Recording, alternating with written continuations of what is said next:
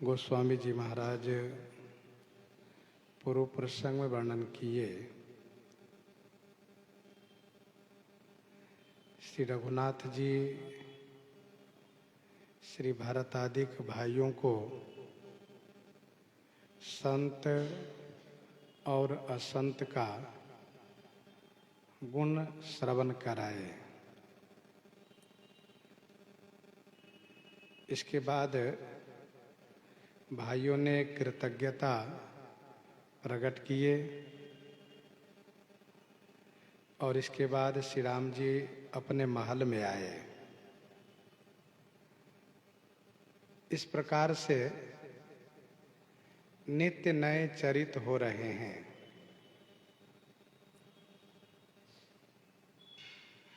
देवर्षि नारद जी महाराज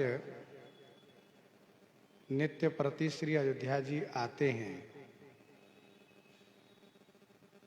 और भगवान श्री राम जी के पुनीत चरित को गायन करते हैं।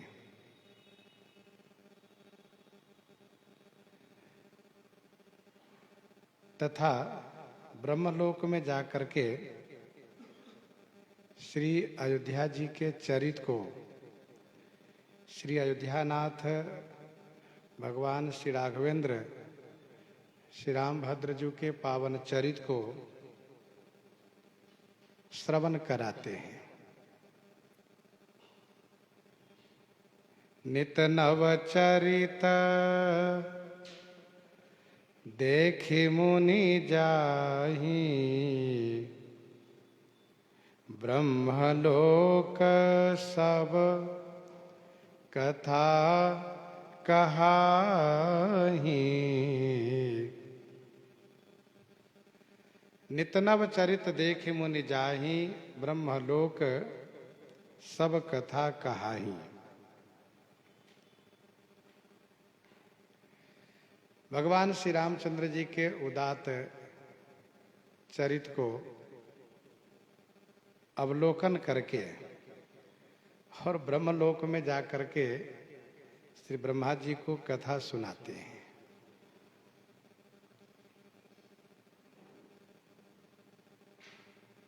एक दिन की बात है, एक ब्राह्मण अपने मृत पुत्र को लेकर के श्री राम जी के दरबार में उपस्थित होते हैं और यह कह करके विलाप करते हैं कि जब पिता के रहते पुत्र की मृत्यु नहीं होती है तो फिर मेरे पुत्र की मृत्यु क्यों हुई। मैं ऐसा मानता हूं कि मेरा ऐसा कोई पाप नहीं है जिस पाप के कारण मैं अपने मृत पुत्र के मुख को देख रहा हूं। यह पाप राजा का है। राजा स्वयं विचार करें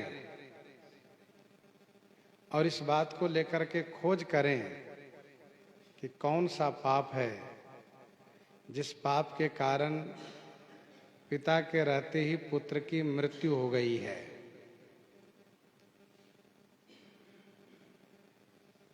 श्री राम जी यद्यपि सब जानते हैं, सब देखते हैं, फिर भी माधुर्य का अनुसरण कर रहे हैं। एक राजा हो करके प्रजा का पालन कर रहे हैं, धर्म मार्ग का अनुसरण कर रहे हैं। तो श्री राम जी इस बात को लेकर के चिंतित होते हैं। तुरंत धर्म कार्य के जो मंत्री गण है, धर्मज्ञ लोग हैं, उनकी बैठक बुलाते हैं और उस बैठक में यह निर्णय होता है कि आप स्वयं इस बात को पता लगावें कि आपके राज्य में कहीं कोई पाप अवश्य कर रहा है। श्री राम जी पुष्पक विमान को स्मरण करते हैं। पुष्पक विमान आता है। पुष्पक विमान पर आरूढ़ होकर के सब दिशाओं को अवलोकन करते हैं। सब तरफ स्वच्छ ही स्वच्छ दिखाई देता है, लेकिन एक तरफ हल्का सा कालापन दिखता है। उस दिशा को श्री राम जी जब जाते हैं तो वहां देखते हैं कि एक जिसका नाम है शंभु, वह शूद्र है, उल्टा टंगा हुआ तप कर रहा है। श्री राम जी ने पूछा, तुम इस प्रकार से उल्टे टंग करके झूल करके क्यों तपस्या करते हो? उसने कहा कि मैं सशरीर स्वर्ग जाना चाहता हूं इस कामना से। श्री राम जी ने कहा, पहली बात तो यह कि तुम शूद्र होकर के तप कर रहे हो, जो युग धर्म के अनुसार विरुद्ध आचरण तुम्हारा है। सतयुग में केवल ब्राह्मण का अधिकार था, त्रेता में क्षत्रिय को भी अधिकार मिला, द्वापर में वैश्य को भी अधिकार मिला। संत महापुरुष कहते हैं कि कलयुग में शूद्र को भी अधिकार मिला। किसका? तप करने का। त्रेता युग है, धर्म प्रधान युग है, तुम तप कर रहे हो। दूसरा यह कि सशरीर स्वर्ग जाने की कामना करने के कारण हमारे ही पूर्वज महाराज त्रिशंकु आकाश में लटके हुए हैं, अंतरिक्ष में लटके हुए हैं। तो सशरीर स्वर्ग जाने की कामना करना ये अच्छा नहीं है। तब उन्होंने कहा कि मेरा दृढ़ संकल्प है कि मैं स्वर्ग जाऊं। श्री राम जी ने कहा, तुम स्वर्ग जा सकते हो पर इस शरीर से नहीं, और तुम्हें स्वर्ग जाने की कामना अभी है, तो अभी मैं तुम्हें स्वर्ग पहुंचा देता हूं। तब उन्होंने कहा, हाँ प्रभु, आप मुझे स्वर्ग ही भेज दीजिए। तो श्री राम जी उसको मार करके स्वर्ग भेजते हैं। यद्यपि इस प्रसंग को लेकर के कुछ इस प्रकार से लोग चर्चा करते हैं कि श्री राम जी जो यह कार्य की अच्छा नहीं किए, शंभु का वध किए। लेकिन महर्षि श्री वाल्मीकि जी महाराज ने लिखा है और वर्णन है कि श्री राम जी उसकी इच्छा को पूर्ति किए, और जैसे ही उसकी मृत्यु हुई, उसको वह मारा गया, वैसे ही यह ब्राह्मण पुत्र पुनर्जीवित हो गया। आकाशवाणी हुई कि प्रभु यह ब्राह्मण पुत्र जीवित हो चुका है। कहने का अभिप्राय यह है कि यह एक नया चरित्र हुआ।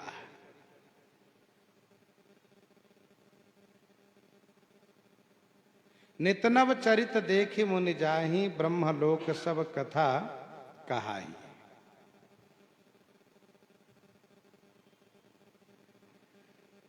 एक दिन की बात यह है कि श्री राम जी के दरबार में तो नहीं, परंतु दरबार के द्वार पर एक कुत्ता आकर के रोने लगा। उसका सिर फटा था, वह खून से लथपथ था, रो रहा था। भगवान श्री राम जी ने श्री लक्ष्मण जी से कहा, भैया लक्ष्मण, द्वार पर आप देखिए कौन आया है। श्री लक्ष्मण जी ने कहा, प्रभु एक कुत्ता है और बाकी कोई नहीं है। श्री राम जी ने कहा कि उससे आपने पूछा नहीं कि क्यों आया है, क्यों रो रहा है? श्री लक्ष्मण जी ने कहा नहीं। श्री राम जी ने फिर श्री लक्ष्मण जी को भेजा के जाकर के उसे पूछिए। उन्होंने जब जाकर के पूछा तो कुत्ते ने कहा कि मैं इस बात को महाराजा धीराज श्री राम जी से ही कहूंगा, आपसे नहीं। मैं अनुमति चाहता हूं कि क्या मैं राजसभा में उपस्थित हो सकता हूं? श्री लक्ष्मण जी ने कहा ठहरो, अभी मैं बताता हूं। और श्री लक्ष्मण जी ने श्री राम जी से अनुमति लेकर के कुत्ते को राजसभा में उपस्थित किया है। यह श्री राम जी का दरबार है, यहाँ पर पक्षी को न्याय मिलता है, कुत्ते को भी, पशु को भी न्याय मिलेगा। श्री राम जी ने कुत्ते से पूछा क्या बात है, अपनी बात कहो, तुम्हारी ऐसी दशा कैसे हुई? उन्होंने कहा कि प्रभु, एक सर्वार्थ सिद्ध नाम का यति, उन्होंने मुझे डंडे से मारा है, मेरे सिर को फोड़ दिया है, मैं बड़ा दुखी हूं। आप उसको बुला करके पूछिए कि उन्होंने मुझे क्यों मारा। उनकी बात सुनिए, फिर मैं अपनी बात रखूंगा। श्री राम जी ने कहा ठीक है। श्री राम जी ने तुरंत उनको बुलाया है, वे आए हैं। उनसे पूछा प्रभु ने कि आपने क्यों मारा इनको? उन्होंने कहा प्रभु, मैं भिक्षा के लिए जा रहा था, रास्ते में यह बैठा था, भूखने लगा, बोलने लगा, मैंने इसे रोका, फिर भी बोलता रहा, मुझे क्रोध आ गया, मैंने डंडे को प्रहार किया, डंडे से प्रहार कर दिया। ध्यान दीजिएगा, श्री राम जी के राज्य काल में दंड जतिन कर भेद जहां, नर्तक नृत्य समाज, केवल जति ही हाथ में, वो भी धर्म दंड रखते थे। तो मैंने डंडे से प्रहार कर दिया क्रोध आने पर, इसलिए इसका सिर फट गया है। प्रभु, मैं अपराधी हूं, मुझे जो उचित दंड हो सके वह दिया जाना चाहिए। श्री राम जी ने कुत्ते से पूछा कि क्यों तुम भूख रहे थे? कुत्ते ने कहा प्रभु, इस बात को लेकर के तो आपको श्री ब्रह्मा जी से पूछना चाहिए कि कुत्ते की प्रकृति उन्होंने क्यों ऐसी बनाई है कि वह भूखते हैं। मैं भी भूखता था, मैं बोलता था, कुत्ते की आदत है बोलना, भूखना। कोई अजनबी नए को देखता है तो भूखने लगता है वह। श्री राम जी ने मंत्रियों से पूछा क्या दंड मिलना चाहिए? श्री राम जी ने कहा यति जी, पहली बात तो आप डंडे का जो प्रयोग किए हैं यह उचित नहीं था, क्योंकि यह धर्म दंड है। उन्होंने कहा महाराज, मुझे रोष आ गया, मुझसे गलती हुई, मैं स्वीकार करता हूं अपनी गलती को। श्री राम जी ने मंत्रियों से पूछा क्या दंड मिलना चाहिए? मंत्री लोग विचार कर रहे हैं। कुत्ते ने कहा प्रभु, यदि आज्ञा हो तो मैं बताऊं क्या दंड मिलना चाहिए? प्रभु ने कहा बताइए। उन्होंने कहा इसे कालिंजर महादेव मठ के महंत बना देना चाहिए, यही मेरी इच्छा है। श्री राम जी तुरंत उन्हें तिलक करते हैं, हाथी मंगवा करके हाथी पर बैठा करके उस मठ के लिए रवाना करवा देते हैं। लोगों के मन में यह जिज्ञासा बनी रही कि यति जी को दंड मिला कि फल मिला, दंड मिला कि पुरस्कार मिला।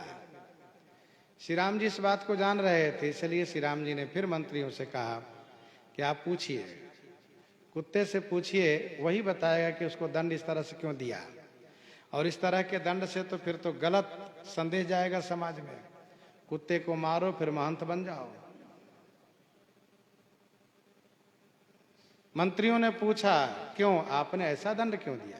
ये कोई दंड तो नहीं हुआ, ये तो फल हुआ, पुरस्कार हुआ।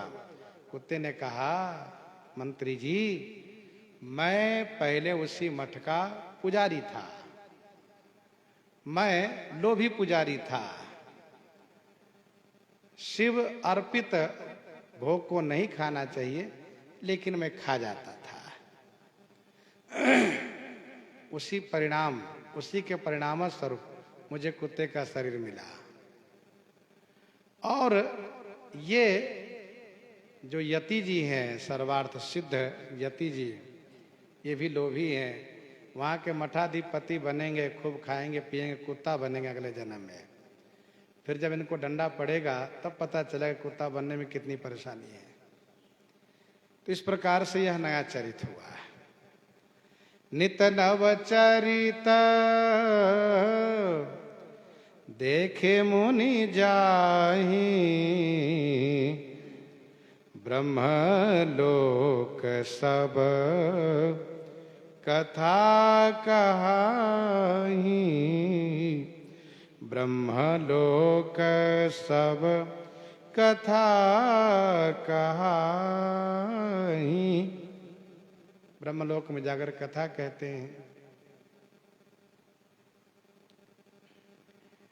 कभी उल्लू और गिद्ध वाली कथा होती है, तो कभी मृत ब्राह्मण पुत्र की कथा, कभी कुत्ते वाली कथा, कभी दुर्वासा ऋषि जी आए हैं उनकी कथा। इस प्रकार से श्री राम जी के दरबार में सभी को न्याय मिलता है। यहाँ पर पशु पक्षी को भी न्याय मिलता है। सुनि बिरंचि अतिशय सुख मानहि, पुनि पुनि तात करहु गुण गानहि। सुनि बिरंचि अतिशय सुख मानहि, पुनि पुनि तात करहु गुण गानहि। सुने बिरंची अतिशय सुख मानहि। सुन करके बिरंची श्री ब्रह्मा जी अतिशय सुख प्राप्त करते हैं और कहते हैं, तात नारद पुनि पुनि गुण गानहि करहु। हे तात नारद, पुनि पुनि माने बारंबार तुम गुणगान ही करो। नारद जी, आप श्री राम जी के सुंदर मंगलमय चरित्र श्रवण कराइए। सुनि बिरंचि अतिशय सुख मानहि,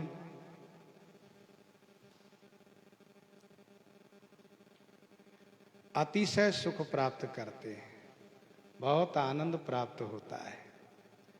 और देवर्षि नारद जी से कहते हैं कि बस केवल कथा आप सुनाते रहिए।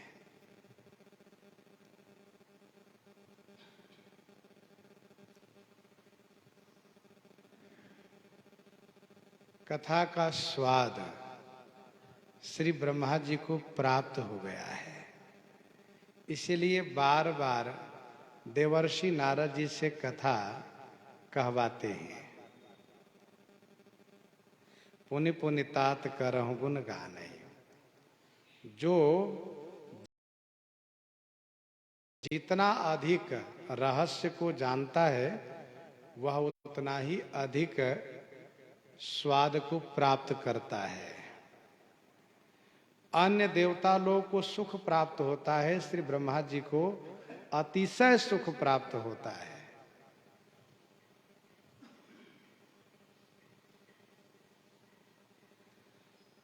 श्री नारद जी कथा सुनाते हैं, ब्रह्मा जी सुनते हैं।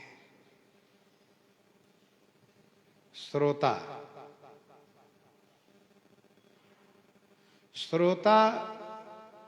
और वक्ता, इस संदर्भ में यदि हम विचार करके देखें तो श्री कागभूषुंडी जी चेला हैं, कथा सुनाते हैं। श्री शंकर जी गुरु जी हैं, कथा सुनते हैं। कथा की वह महिमा है। श्री सुखदेव जी पुत्र हैं भगवान वेदव्यास जी के, वे कथा सुनाते हैं। भगवान वेदव्यास जी कथा सुनते हैं। देवर्षि नारद जी पुत्र हैं, कथा सुनाते हैं। श्री ब्रह्मा जी कथा सुनते हैं। यह कथा की महिमा है।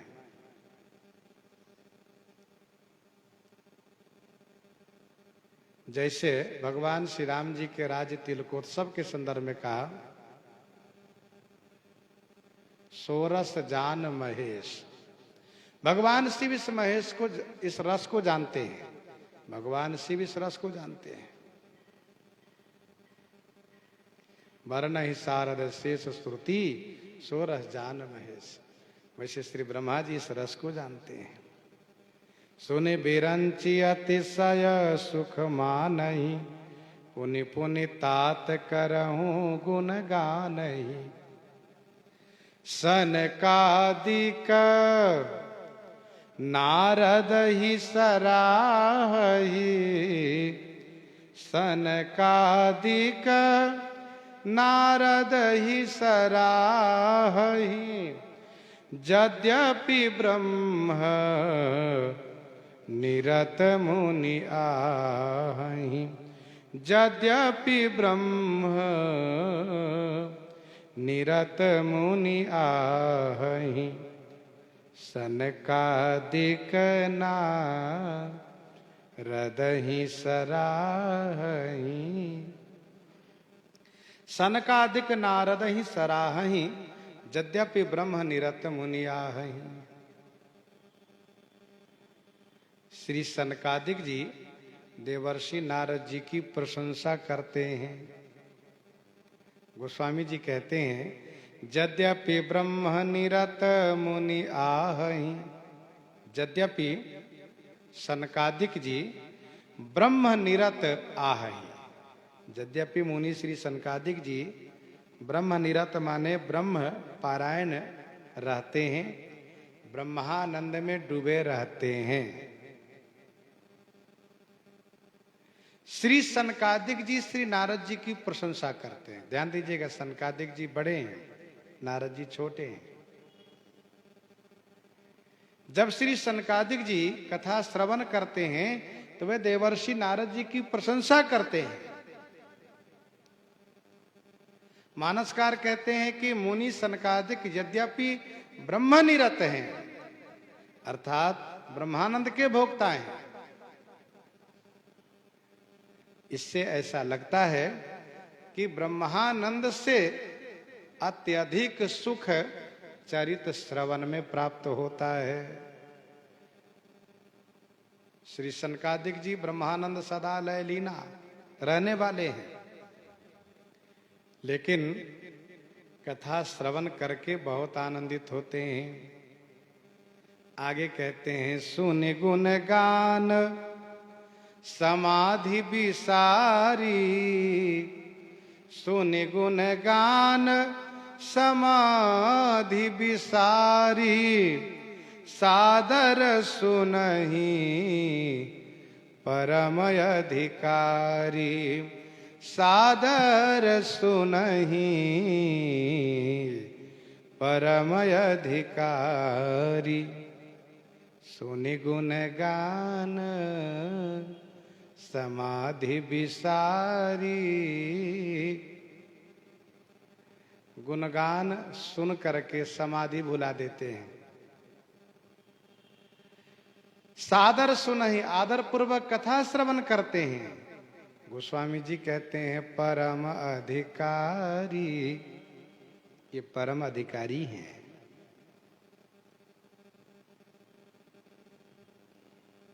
समाधि यह योग की पराकाष्ठा है, यह चरम सीमा है योग की।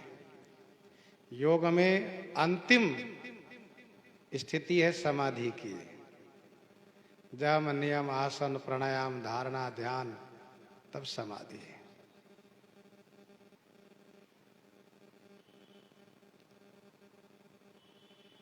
सनकादिक जी समाधि के पूर्व के सभी साधन पूरा करने के बाद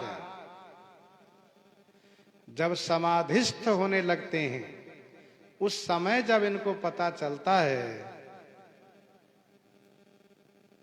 कि श्री नारद जी कथा कहने जा रहे हैं, तो समाधि भुला करके कथा सुनने लगते हैं। सुनि गुण गान समाधि विसारी, सादर सुनहि आदर पूर्वक कथा श्रवण करने लगते हैं।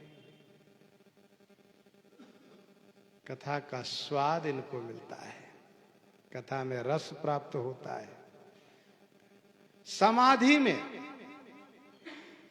केवल स्वरूप का दर्शन होता है और चरित श्रवण में नाम रूप लीला धाम चारों का दर्शन होता है।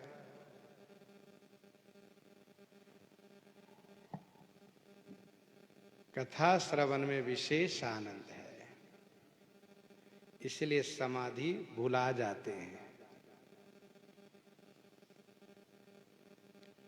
आदर पूर्वक श्रवण करते इसलिए अधिकारी हैं। सदा सुनहि सादर नर नारी तेई सुरवर मानस अधिकारी। राम कथा के तेई अधिकारी जिनके सत्संगति अति प्यारी। श्री सनकादिक जी को तो कथा ही व्यसन है। श्री सनकादिक जी को कथा ही व्यसन है। आशा बसन व्यसन यह तिन्हि। आशा बसन व्यसन यह तिन्हि। रघुपति चरित होई तह सुनहि। तहाँ रहे सनकादि भवानी। जहाँ घट संभव मुनिवर ज्ञानी। राम कथा मुनिवर बहुबरनी। ज्ञान जोनि पावक जिमि अरनी। सुनि गुण गान समाधि विसारी। सादर सुनहि परम अधिकारी। जीवन मुक्त ब्रह्म पर। जीवन मुक्त ब्रह्म पर। चरित सुनहि तजि ध्यान। जे हरि कथा न करहि रति। तिनके हिये पाषाण। तिनके हिये पाषाण। जीवन मुक्त ब्रह्म पर। चरित सुनहि तजि ध्यान। जीवन मुक्त ब्रह्म पर चरित सुनहि तजि ध्यान। जो जीवन मुक्त है, ब्रह्म पर माने ब्रह्म पारायण है। ध्यान तजी चरित सुनहि। ध्यान को त्याग करके चरित श्रवण करते हैं। जे हरि कथा न करहि रति। तिनके हिये पाषाण। ऐसा जानकर भी जे माने जो कोई श्री हरि कथा में रति माने प्रेम नहीं करते हैं। तिनके हिये पाषाण। उनका हृदय पाषाण माने पत्थर है। उनका हृदय पत्थर है। जीवन मुक्त ब्रह्म पर चरित सुनहि तजि ध्यान। जे हरि कथा न करहि रति। तिनके हिये पाषाण। जीवन मुक्त, जीवन मुक्त हो चुके हैं, अर्थात शरीर से जीवन मुक्त है।